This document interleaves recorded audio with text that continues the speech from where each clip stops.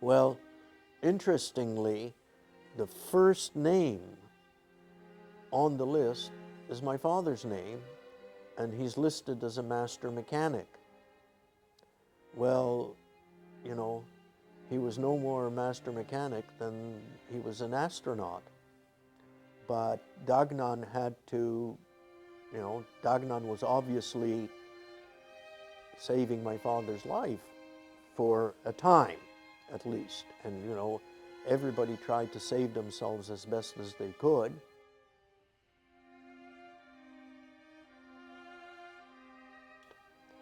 And listed him as a master mechanic. And it was while my father was at the flour mill that he and 3 other men got together and had that false wall built, where ultimately we hid. So the hideout was approximately 2 meters wide and about 8 meters long. It's about 6 feet by about 20 feet. And in that, there were 9 of us that were living. At night, there was, basically the width was about the width of a person. So the 9 of us would sort of stretch out and we'd be lying one next to each other. There was my nuclear family of my brother and I and our parents. There were 2 sisters. There was an older lady, and there was a young married couple. One day, a man came up to the attic and told my father that we couldn't use the hot plate in the attic anymore because it was melting the snow over one part of the roof, and people would notice and we'd be informed upon. Basically, the only thing we had was these pita bread-like things and barley soup, which wasn't really barley soup, it was barley with water that had been boiled. And we ate that for about 2 years. Not quite 2 years, because initially we had had better food. And it was so monotonous that at some point I used to dip my spoon into the bowl of soup and see how far up the spoon it went. Then I'd take a spoonful and dip it in again and see how much it had gone down. And my mother told my wife that if we hadn't been liberated when we were, then she didn't think I would have lasted another 2 weeks because I'd basically given up eating.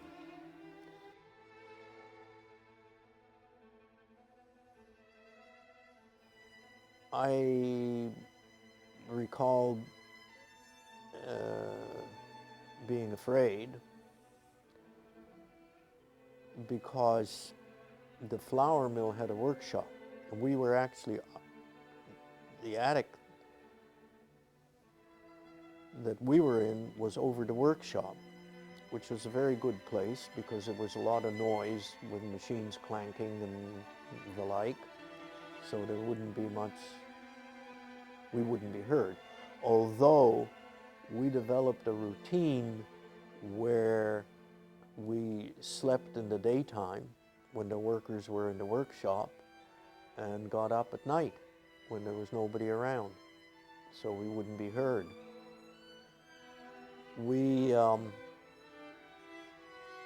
But the workshop was turned into a repair place for German Army vehicles.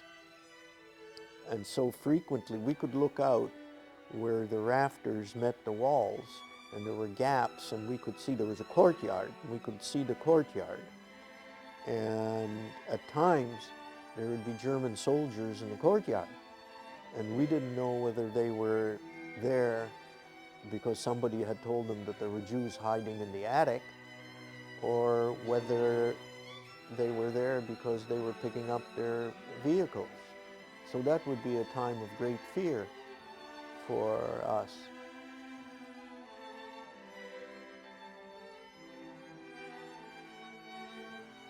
one day a group of kids attacked me in the street, my classmates, or at least I believe they were my classmates, and knocked me down and banged my head on the curb of the sidewalk and split open my head. I think that was an account of the fact that they knew it was obvious I was different, I was a Jew, and that was emphasized by the fact that I had to leave the classroom when the priest came in. And that was one of the contributing factors for my parents deciding that we had to leave.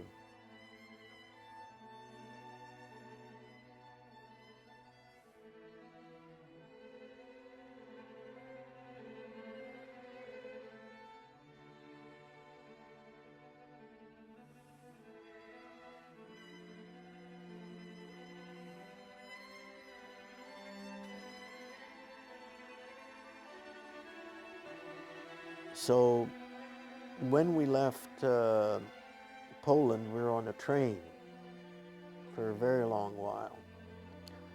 And I recall that I slept, there was a kind of a rack for luggage. I slept on the rack. I guess because I was small and it was easy to get me up there.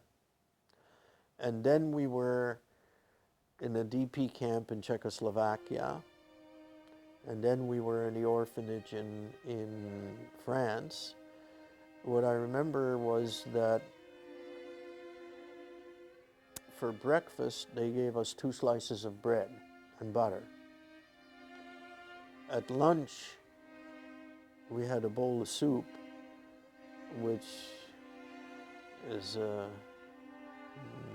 don't know quite the word for it. I mean, it was about, I remember it was kind of a little bit oily and there was an onion more or less in it, and it was mostly water. And that was lunch. And supper, I think we had another slice of bread or something. The first day we were in the orphanage, when we went down to eat, there were plates of bread and butter. But that lasted, and you could have as much bread and butter as you wanted. But that lasted one day. The next day we each got 2 slices of bread and butter. That was it.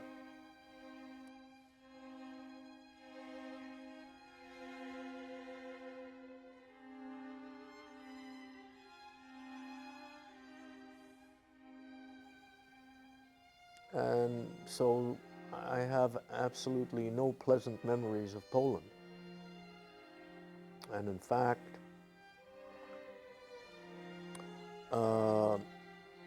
I tried to hide the fact that I was born in Poland.